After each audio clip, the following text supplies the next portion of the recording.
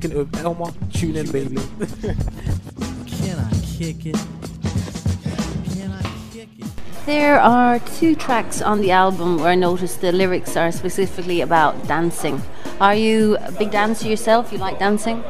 I must admit I'm less of a dancer now than I used to be, but yeah, I used to be a real kind of warehouse, you know, that rare groove scene and the kind of jazz dance scene. Yeah, I was very much a part of that, dancing all night, yeah.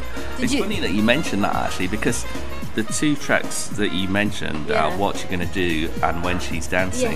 Yes. And I didn't write the lyrics to the songs, and I gave the backing tracks to Paul, the vocalist on the album, who wrote the lyrics to those tracks, and I said to her, I want you to write about whatever you feel, whatever this music makes you feel like. I want you to write from the heart, whatever is influencing you. And she specifically wrote about dancing because she said when she got it home, put it on her headphones, was just dancing around her bedroom, and that's what it made her feel like. So I thought that was a great response. Great voice. She wasn't on tour with you though?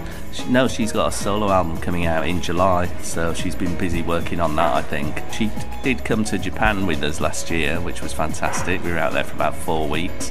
But on this tour, she couldn't commit to the whole thing, so I thought rather than have her doing bits and pieces and bringing someone else in, I would use a different singer for the whole tour, which just made it a bit easier for me. And when I was looking for a replacement for her, which was quite a hard thing, I came across a vocalist by the name of Rachel Calladine, who was a jazz singer. Many people who will have seen her singing jazz across London, and I'd seen her singing jazz either, but I'd never seen her singing or soul kind of material. And Rachel just literally blew my head off as soon as I met her, where I've now signed her to my label, and we're heavily working on her own solo album. We've actually got 10 tracks recorded already. Is she the girl that was singing with you at the Jazz Cafe? Yes. Oh yeah, she's excellent singer. Yeah, she had some voice. You work with different vocalists and musicians on each of your albums. Why is that?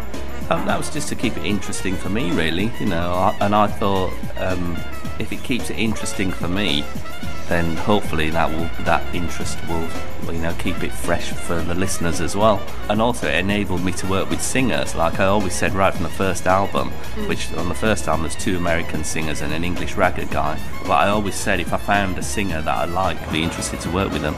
I think I've had 2 very different singers on the last 2 albums, and Pose on the current album is very much an R&B type singer. Alison Crockett, who was on the previous album, was more of a jazz singer really. But I must admit, I'm definitely feeling the hip-hop again, and I think the next album I'm just going to use rappers on it. She was going to ask you about that.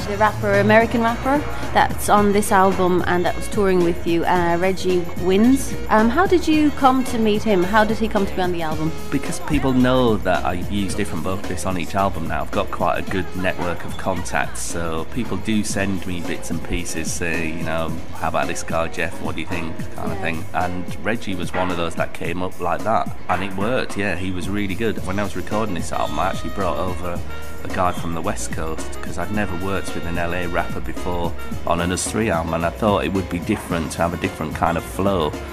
But for some reason it just didn't work. I mean, he was here for about a week and we recorded quite a lot of different things, but in the end I just wasn't feeling it. It didn't sound right over my beats, and so I went back to using the sort of Brooklyn rappers, which is, I seem to have a That works. It does work. What I do does work with them. So the people you collaborate with, how do you choose them? Do you hear them first? Like you just said, people send you in bits and pieces, and then what happens? Yeah, I usually hear, people send me demos. I usually hear demos of what people have done, and it's really hard sometimes to explain exactly what I'm looking for at a particular point in time.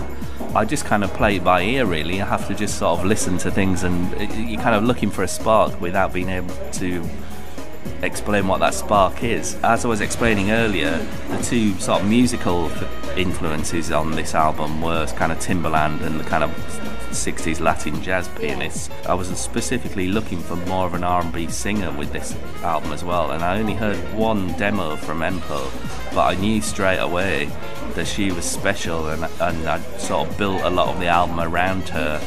With Reggie, he just fitted right in. He had that kind of Native Tongues early 90s kind of rap style, which I really like as well, and I knew he would fit in, and he did.